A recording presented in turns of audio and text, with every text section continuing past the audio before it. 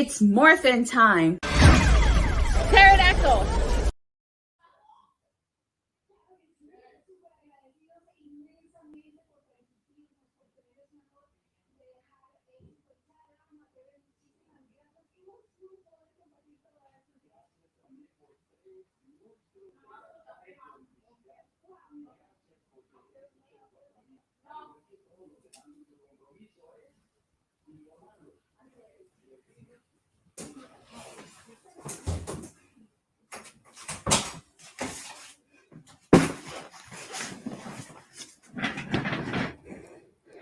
All right, sorry about that.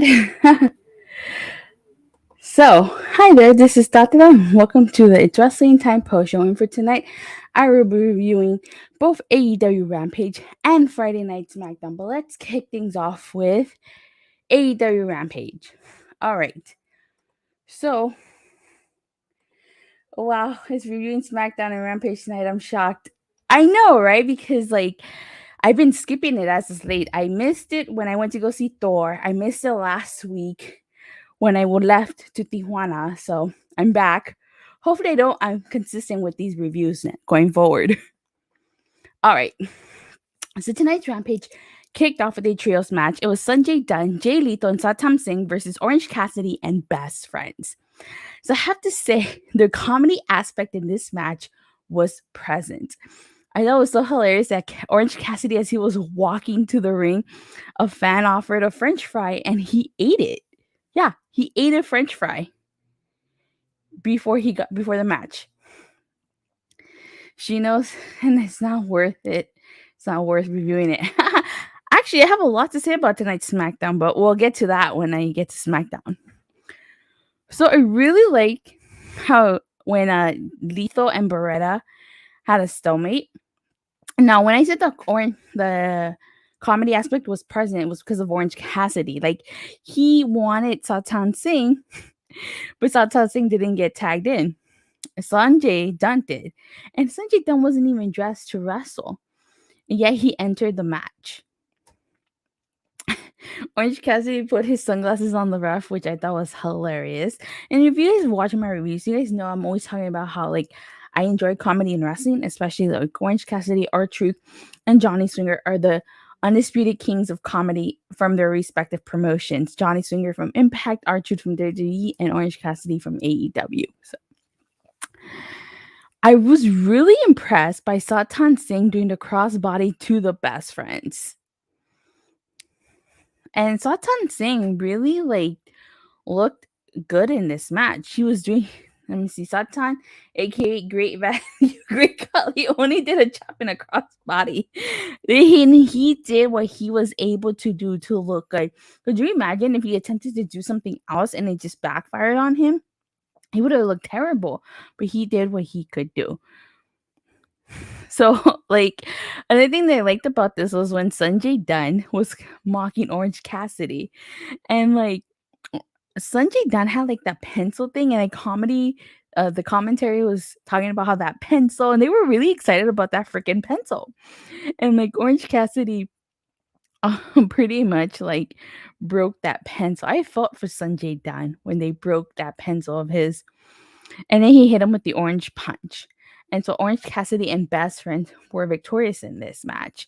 And I think that's a great thing for them, especially because, as we all know, on Wednesday, they did announce the trio's titles. So, hey, you got to start racking up those victories as a trio, right?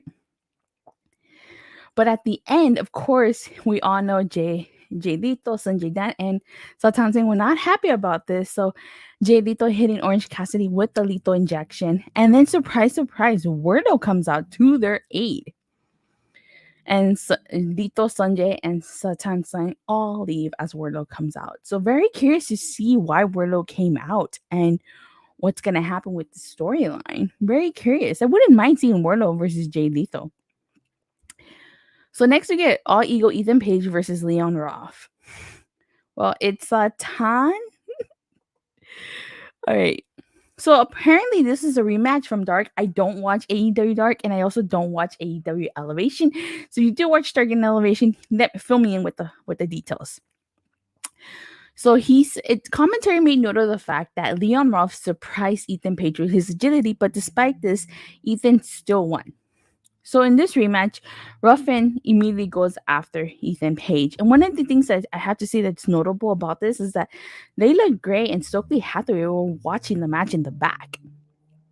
I don't know if they were stoking out Leon Ruff or was it Ethan Page. I think commentary made note of that it was for Ethan Page. And before this match was over, Ethan Page said, "I hate this place." He mouthed it, and then he hit Ego's edge on Ruffin, and Ethan Page won this match. Oops, I accidentally put place. So one thing I have to say, when him saying "I hate this place," I don't know if that's kayfabe. I'm assuming it's kayfabe, but like I feel like Ethan Page really hasn't done much. He hasn't won a title yet. He and Scorpio Sky should have won the tag titles. I don't know why they never challenged for the tag titles. But I have to say, like, it's like Ethan Page, I think moving away from American Top Team would do him some good. If it is Stokely Hathaway that was looking at Ethan Page, I'm very curious to see how that pairing would work out for him. I mean, like he left Impact for AEW, and look at Impact Wrestling. Josh Alexander, his former tag team partner in the North, is Impact World Champion. Yet Ethan Page hasn't had that same level of success like Josh Alexander did in Impact. So I don't know. I mean, who knows? All right, let me see. Wardlow versus Jay Lethal will be awesome, but the trios match 2 opening wasn't good. Yeah, give me 1 second, guys. I do apologize for the inconvenience.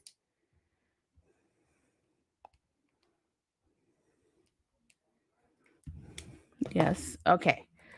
So next we had a quick backstage segment where Cole Connor, and before he can even say anything, QT Marshall interrupted, and he said he saw potential and was hanging out with the wrong crowd and tells him to sleep on it, but on his own bed and not with the fishes. So this is of course reference to the fact that Cole Connor was previously 2 times on NXT and he got thrown into a lake, I think. So I didn't even realize that was him. Somebody had to point that out for me. All right, next we had Lee Moriarty versus Matt Sydal. This was a good match. And wow, Lee Moriarty, I'm assuming this was his heel turn because he not only did he like headbutt Matt Sydal after they both shook hands, but he was coming in hard on Matt Sydal.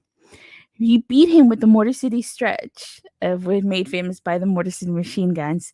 So he won by submission. He got thrown into the river by Tony D'Angelo. Okay, yeah, there you go. I don't watch NXT, so thank you, Michael.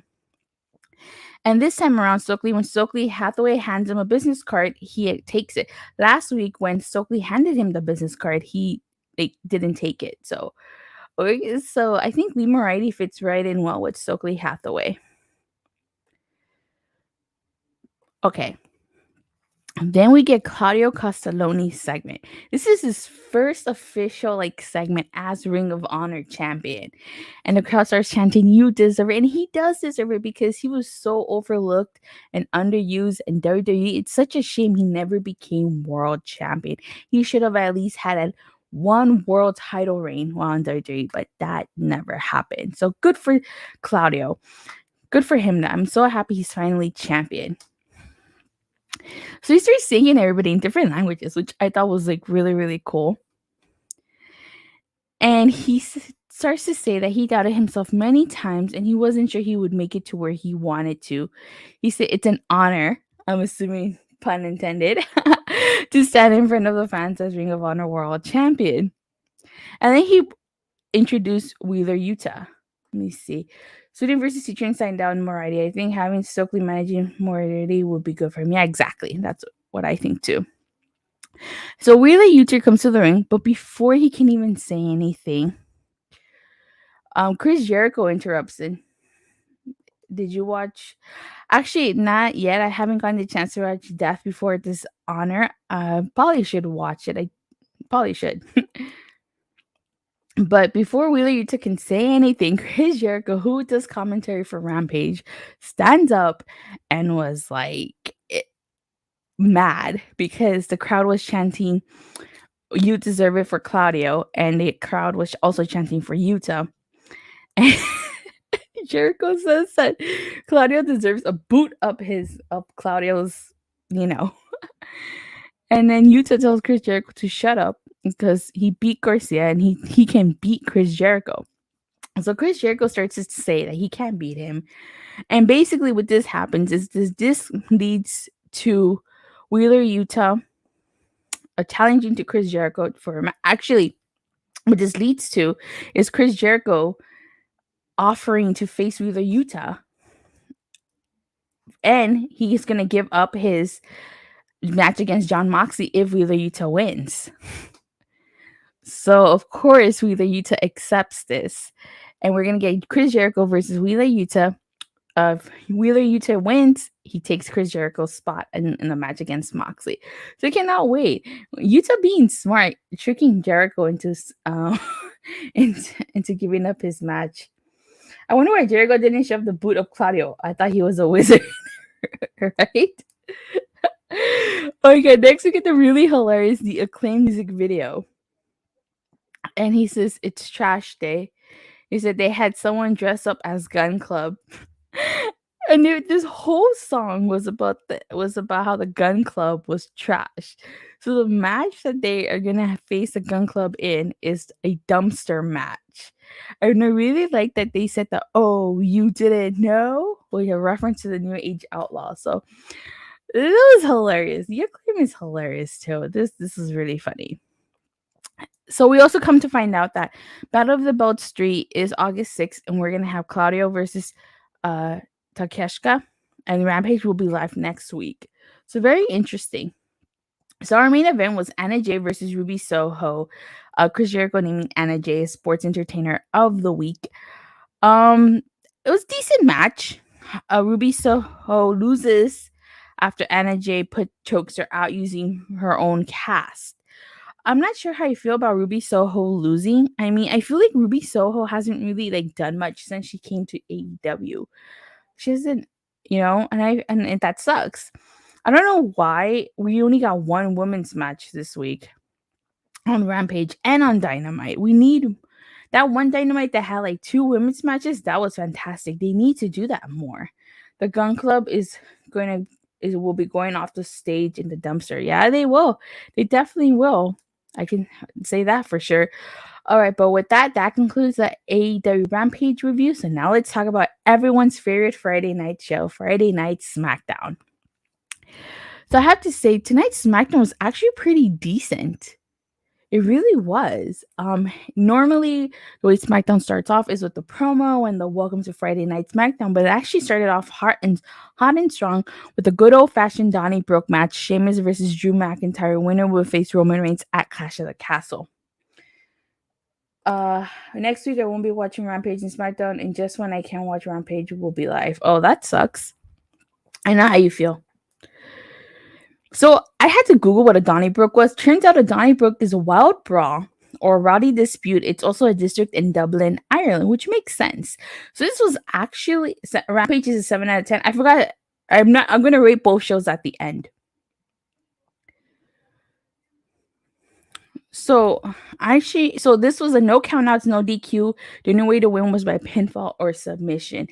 And Sheamus and Drew McIntyre cannot have a bad match. This was actually a banger of a match, and it was a great way to kick off SmackDown. They used a lot of shillelaghs in this match. The crowd started chanting for the tables. Of course, Butch and Ridge Holland got involved in this. But at the end of the day, after McIntyre powerbombed Sheamus through a table and hit him with the Claymore kick, Drew McIntyre won. SmackDown was terrible, really? That was terrible? So, you saw the emotion in Drew McIntyre's face because he won, which means he's going to face Roman Reigns at Clash of the Castle. So, at the end of the match, he basically starts talking about how the Atlanta was hot, because they're in Atlanta. They've been rocking all match, and he said that Sheamus didn't have his way, and somebody's got to take the title off Roman. And so this match was just as good as their Fastlane 2021 No Holds Bars match, which actually was a good match. I really like that match. And Theory ends up attacking Drew McIntyre with the Money in the Bank, and he gets booed in his own hometown of Atlanta. Just goes to show you. So then we get a Pat McAfee and Happy Corbin altercation. The one thing I disliked about this is that they stretched this segment way too long for just something so small. So like apparently Corbin was going to sit behind Pat McAfee, well, on commentary. And they were doing all these recaps and stuff. And again, this was just to drag out this segment. And at the end, when it finally did happen, Corbin just threw his popcorn at McAfee and gave him a low blow, and that was pretty much it. Like they did all that just for this, and I didn't like that they did that. They should have just had him attack him from the beginning. Why drag it out with all these recaps? So then we get a quick backstage segment with Theory. He was basically saying that he's tired of everybody treating him like a punching bag, which is ironic. Actually, it's not ironic. It's pretty funny he's getting treated that way. But is that actually a really bad thing? Because I don't even care for Corbin McAfee because he's being put in all these segments. So that must say something backstage. I feel like they probably still do see Theory as the next guy, but now they're changing his booking, which will probably maybe get the crowds and the fans behind him again eventually. So he starts talking about how Lashley, Ziggler, and Madcap Moss must be jealous of him, and they're not going to stop him from cashing in at SummerSlam. Lesnar won't stop him, and nobody's going to stop him from becoming champion and walking into Cardiff and then making McIntyre his punching bag. And then Heyman approaches him and he starts explaining something to him, but then the camera cuts off, which I thought was really weird. Then we get Aliyah versus Shotzi, which actually was supposed to be Aliyah versus Lacey, but she's apparently not medically cleared to compete. So this is an okay match, not too great. Shotzi won after she hit Aliyah with the never wake up, but what happened at the end? Okay, so like this is another weird thing that happened. It goes backstage, and then it kind of cuts off the segment. Ronda Rousey comes out and she starts going off on the crowd. She tells somebody in the crowd, "Shut up, your mom failed you." And she basically tells Liv to come out and show the crowd why they are wrestling for the title. So, like, this is the Ronda I could get behind off. This is the Ronda that is the baddest woman on the planet. Like, give me more of this Ronda. Don't give me more of the old Ronda. I want this. But you could tell this had Vince written all over it because they did the whole can they coexist type of thing. Like, the match between Liv Morgan and Ronda Rousey versus Natalya and Sonya Deville, it was an okay match.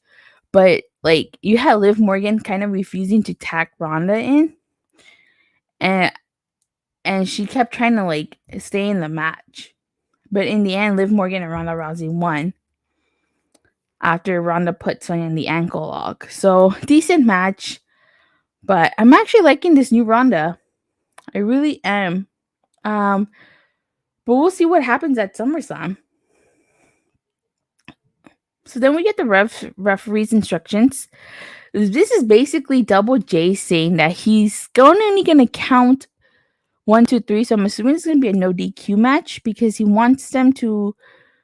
He said that he wants them to know how seriously he takes his job, and he's not here to contain them, and he's going to let them run wild. So I'm assuming no DQ. And Double J lets them brawl. Then Jey Uso hits Double J with the boot in the face after he tried to hit Montez Ford, and Montez Ford moved out of the way. And Double J was not happy. You know, Jeff Jarrett's doing double duty this weekend. First, he's going to be a referee for this match. And then on Sunday, he's going to team up with Jay Lethal to take on Andrade and Ric Flair in his last match. I really like how Angelo Dawkins brings up the face paint of the Usos. So the Maximum Male Model segment, I don't know how to explain. I wouldn't even know how to explain that to my non-wrestling friends. So, but last week apparently Max Dupree was not on, and it was because this is what Dave Meltzer reported. Max Dupree is out of the angle with Maximum Male Models. Is continuing with Sophia Carmel as Maxine Dupree. Max being gone was a Vince call made after one of the early segments of the deal when Vince blamed the segment being bad on his delivery of the lines. And apparently he also spoke up about some of the scripting. With Vince out, he may resurface if he has supporters with whoever ends up in charge. But the idea was that he was out of this angle. So clearly he's back. Probably because now Triple H is in charge of not only creative but of talent and relations too. So we'll see what they do with this angle going forward. I'm very curious to see how Raw and SmackDown are both going to be next week under Triple H's direction. Then we got the Vicious Viking Raiders versus the New Day, which is an okay match. The new Vicious Viking Raiders picking up the win, and they attacked Xavier Woods, already injured leg. You guys remember he tore his Achilles heel, I think like last year or the year prior. No, yeah, last year. So that looked like it hurt. And then in the end, we get the special counsel address, which is basically Paul Heyman coming out and talking about Roman Reigns. He's talking about how like it's been 35 years before anybody has reached 700 days as champion. I expect change to start happening fully in a year. I think we're going to see it by a year. I think we'll slowly start to see changes, but we'll fully see it in a year. He says that Reigns is going to pin, smash, and defeat Lesnar, and he'll both titles in the air, and he's going to be done with Lesnar once and for all. I hope he is, because I do not want to see another Roman versus Lesnar match at all. So then Brock Lesnar comes out, and Heyman hands him the mic. And Theory attacks Brock Lesnar with the briefcase. And here's the funny part. Brock Lesnar then turns around and hits him with the briefcase. And then he gets a German suplex. And you hear Pat McAfee say bitch on commentary, which is surprising. And then Drew McIntyre comes on and hits you with the Claymore. And then I really like that stare down between Drew McIntyre and Brock Lesnar. It's like a little throwback to their rivalry. I really hope at some point they do go back. They do revisit that match, because Drew McIntyre deserved to have his moment in front of the fans, and that match should have happened in front of fans. But overall, I thought it was a decent episode of SmackDown. Of course, there were things I disliked about it. I liked Rampage a little bit more than I did SmackDown. Rampage, I'd give a 7 out of 10, and SmackDown a 6 out of 10, just because, like, the weird angle cuts. 2 out of 10, really. It wasn't that terrible. Oh, well, actually, no, I have to change my vote for SmackDown, because I forgot this is the go-home show to SummerSlam. And honestly, like,